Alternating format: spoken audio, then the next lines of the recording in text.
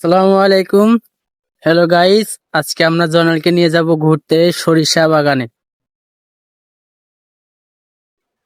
কি ভাইয়া, সরিষা বাগান যাওয়ার জন্য রেডি তো? অবশ্যই রেডি।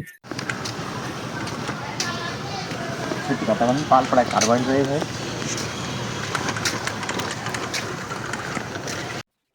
তো আপনারা দেখতেই পারছেন যে অন্তর ভাই গাড়িটা পাওয়ার পরে মানে আমার থেকেও কতটা জোরে জোরে যাচ্ছে।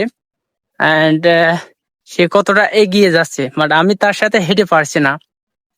আমাদের যে জন্য আসা সেটা হলো কি, এই যে সরিষা ক্ষেত। প্রায় 2 কিলো 3 কিলো পথ পাড়ি দেওয়ার পর আমরা অবশেষে সরিষা ক্ষেত দেখতে পেলাম, এই যে আমাদের হাতে বাম সাইডে।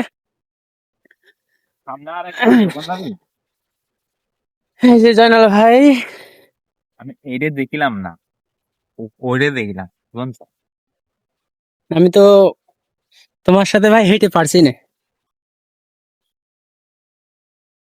গাড়িটা পাওয়ার পর থেকে আমার জয়নাল ভাই অনেক উপকার হয়েছে অন্তর ভাইকে।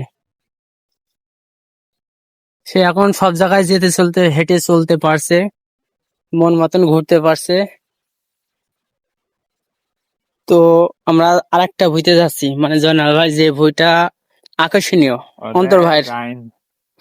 অন্তর ভাইয়ের যে বইটা আকর্ষণীয় বই। আপনারা দেখতেই পাচ্ছেন ওই যে সরিষা ক্ষেত আর সরিষা ক্ষেত।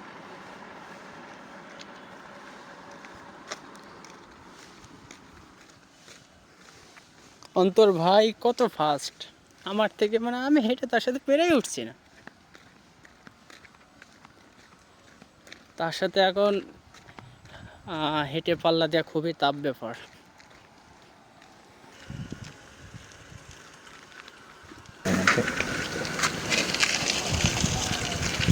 মানে আমি দুইটা ছবি তুলতে পারলাম কি পারলাম না, দেখেন অন্তর ভাই কতটুক দূরে চলে গেছে, এতটুক দূরে। দেখতে পাচ্ছেন এটা তিল্লের মাঠ। ওকে, আমরা তিল্লের মাঠে এসেছি সরিষা ক্ষেত দেখতে। ভিডিওর পাশে থাকুন এবং ভিডিওটা দেখতে থাকুন পুরোপুরি ভাবে। গাঁদা ফুল,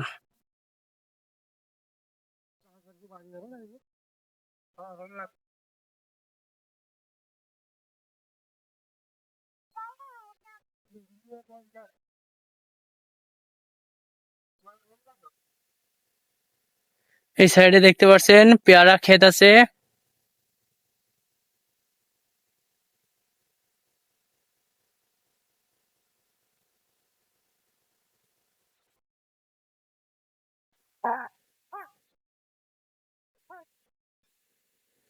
আকর্ষণীয় সরিষা ক্ষেত আমরা ইতিমধ্যে চলে এসেছি। কিন্তু লাগাই নাই ভাই এখানে।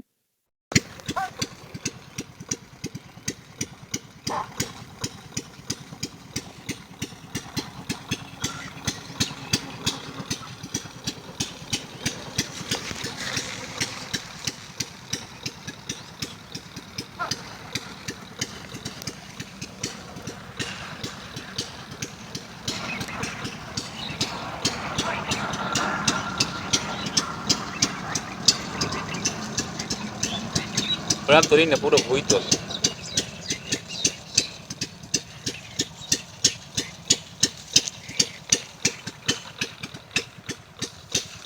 অন্তর ভাই, আমরা সরিষা ক্ষেতে আসলাম, আপনার অনুভূতিটা কেমন?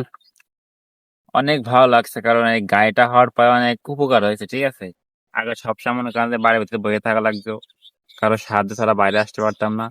চারিগুলো পথ পাড়ি দিয়ে আমরা এখানে আসি সর্ষে, শুধু সর্ষে ফুল দেখার জন্য। আমাদের মাঠে নাই, অনেক দূরে আসছি চারিগুলো পথ পাড়ি দিয়ে। পাশে গেন্দা ফুলও আছে অনেক, আপনাদেরকে দেখাবো।